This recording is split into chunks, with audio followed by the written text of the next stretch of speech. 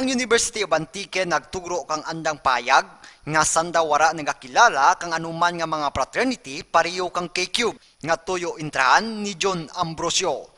Suno sa Student Affairs Office, wara ti anuman nga mga aplikasyon halin sa mga estudyante nga kilalaan kang eskwelahan. When any organization like fraternities, sororities, apply depending upon how they comply with the requirements. Because most often the requirements are not only institutional but sanctioned also by CHED.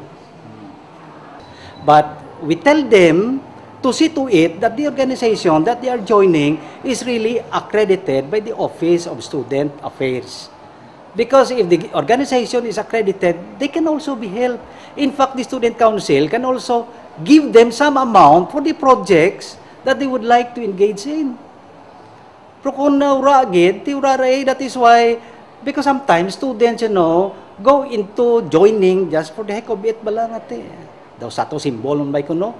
Kaya kisa ura na iba pag panagadsad. And in my observation, kalabanan nga mga kabataan kasarilad sa fraternity nga kisabay may mga probalita are those nga jaya. Ti ura man mo naga-excel class ti base siguro nga one way nga ma-recognize man is to join the fraternity. Kaya namanaan ko it's not fraternity siguro, it might be a gang. Ginapanginwara man kang eskwelahan sa mga impormasyon nga nabaton ka mga media bahin sa nagalagaw nga droga sa sulod kagwa kang University of Antique. May mga dyan man nga cases kara, ganiti hindi man bay namon man madakpan. Not unless nga ti i-report sa office nga ra, and then we will do our own investigation and then give our own sanction.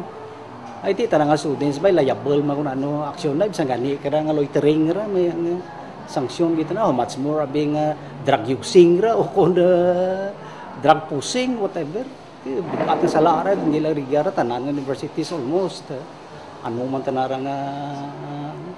Para sa Co-Patrol, Peter Saldivar.